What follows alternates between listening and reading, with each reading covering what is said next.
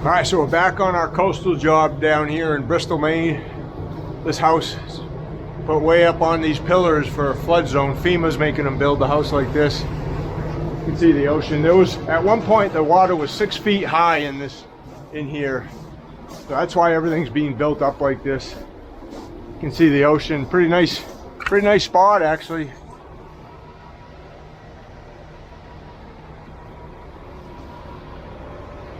So today's job was just getting that garage done. This area all in here is going to have stamped concrete.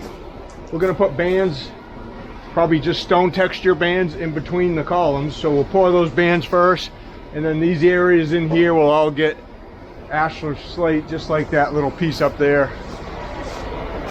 We'll match that right there. So 1, 2, 3 sections of ashlar slate, and then a bunch of bands. That'll look pretty cool when we're all done. All right, so we got multiple pours to do on this job, so make sure you subscribe to come back and see the stamped concrete pad. Now, let me know what you think about this house being built on these pillars like this. This is what FEMA's making them do.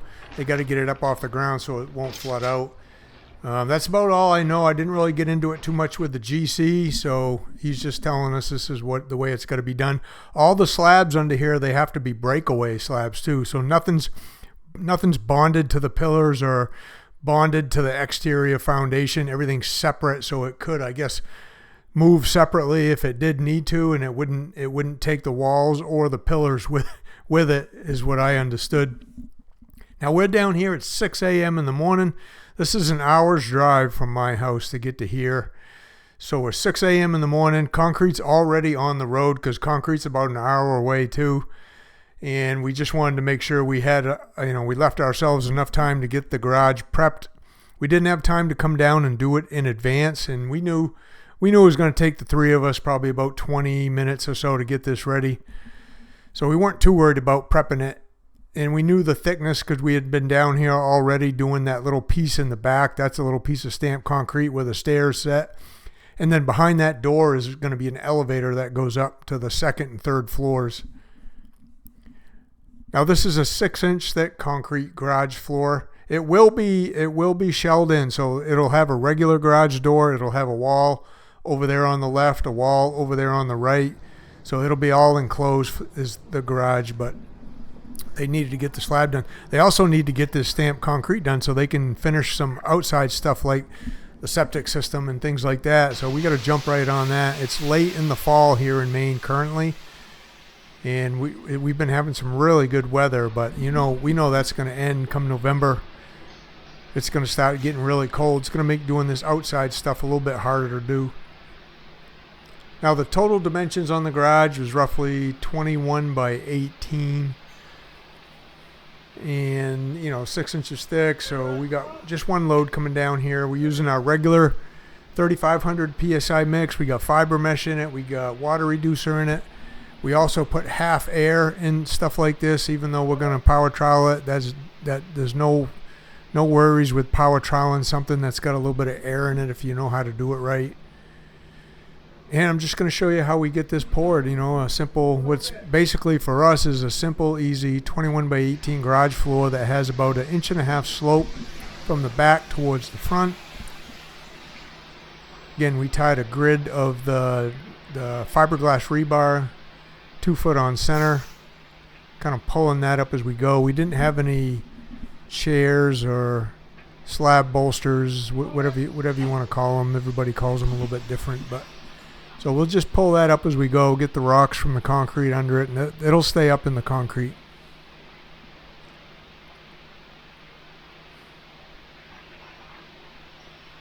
Now around the pillars or the columns, we had to put iso strips, so we got 1/2 inch foam that we glued onto those. And then in that wall in back, the foundation wall, we had to actually build a form about 4 inches out from the wall. And you can kind of see it now. We got like a 2x8 over there. We snapped a chalk line onto that grade. That keeps the slab out away from the foundation wall just a little bit. And that's what the spec called for, so we had to do that all around the perimeter of this.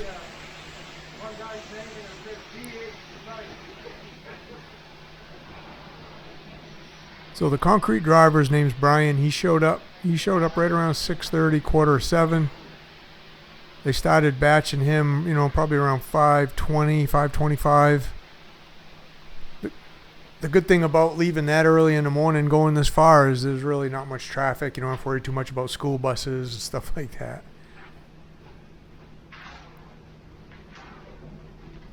This is the part, as far as I'm concerned, that takes the longest, is when pouring a garage floor or a house floor, is just getting enough concrete poured out to actually get it screeded and bull floated it.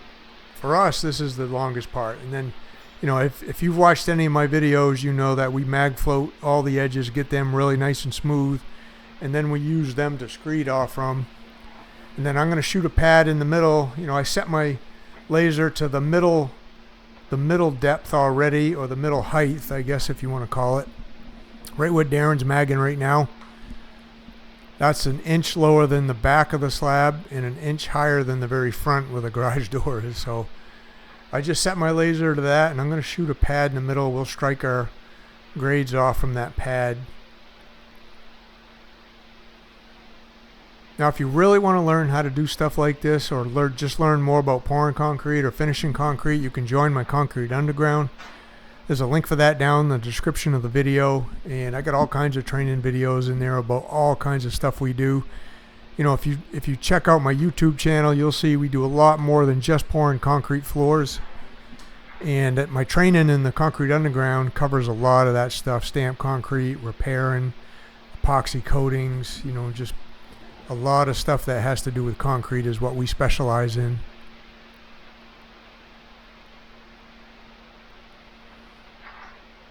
We like to get a lot of concrete poured out because we know we're pretty fast. The three of us, you know, Darren's over there magging, Luke's got a rake in his hands, I'm over there holding the chute. Between the three of us, there's over 100 years of experience in concrete with just us three guys right here. So we don't usually have any worries about anything we pour. We've pretty much seen whatever there is to see when it comes to concrete. The good things, the bad things, you know, what to expect. You can feel and you can see visually if the concrete shows up and it's hot, and you know you got to really hustle to get it down before it starts stiffening up too much. You know if it feels funny when you're magging it, and you can really tell if something's off when you bull float it, and the bull float doesn't just skim and slide over the surface. If it feels like the bull float is pulling, and generally that has something to do with air entrainment, or maybe, you know, aggregate is dirty, something like that. But for the most part, the concrete's been really good all summer long for us. We use straight cement in our floors, so there's no slag, there's no fly ash. Basically just cement, aggregate, sand, water. And they do put the water reducer in for us so we can pour a little bit looser slump than most without affecting the strength, and that's what we like, especially if there's only three of us.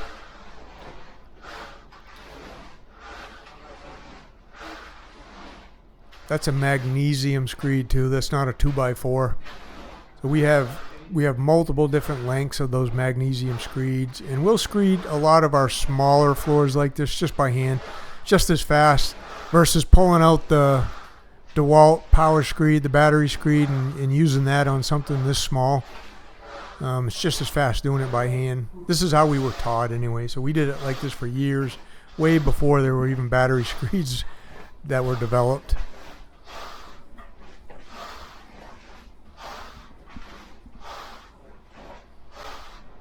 So even at that slump, you can see the concrete doesn't sag a bit, not at all. And that has an inch slope right there from back to right in the middle where them guys are. So it holds its shape pretty good. I'd say that's probably between a 6 and a 7 slump.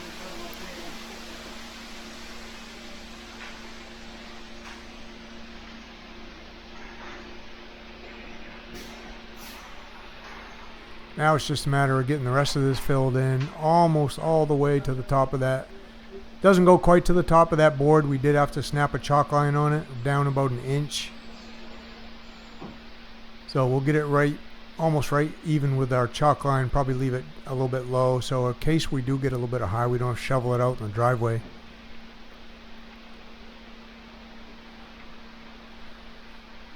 Now the vapor barrier, the 6 mil poly vapor barrier in something like this, basically it's just to help keep moisture coming from up through the subbase, up through the concrete onto the top of the concrete floor. So if the owner ever did want to put like an epoxy coating on this or something, it's not going to blister it off if there was moisture under there. If there's no moisture under there, then you don't really have to worry about it. But to be on the safe side, we use vapor barriers under most of our floors. Occasionally we'll have someone tell us, you know, they just don't want it or they don't think they need it. So, you know, we tell them why we use them, but we're not going to argue with them as far as putting it under there if they don't really want it.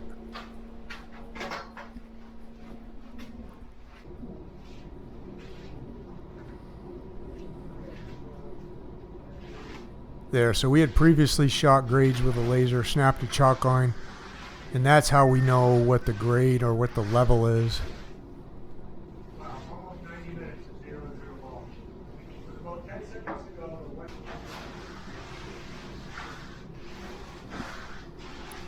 Now on a job like this, you know, on most jobs I don't get a set of plans or a set of specs. I'll just get a few of the details about the floor itself. This one, the set of plans is right upstairs, so we know, you know, we knew how thick the floor was going to be on the specs. We knew what they wanted for reinforcement, what the mix design was, all the little odds and ends about forming it and prepping it, and then the saw joints, the control joints, they're all on there. So that's kind of a luxury for us, being able to see the blueprints. Most jobs we just don't get to look at those, or they don't take the time to send them to us. But it's not usually a problem. We usually have all the details we need in whatever information the people we're working for provide us. It's not like we're doing a basic residential concrete floor is all that difficult anyway. It's just that some jobs have architects and engineers that spec stuff kind of weird. And in those cases, it's nice to have the set of plans.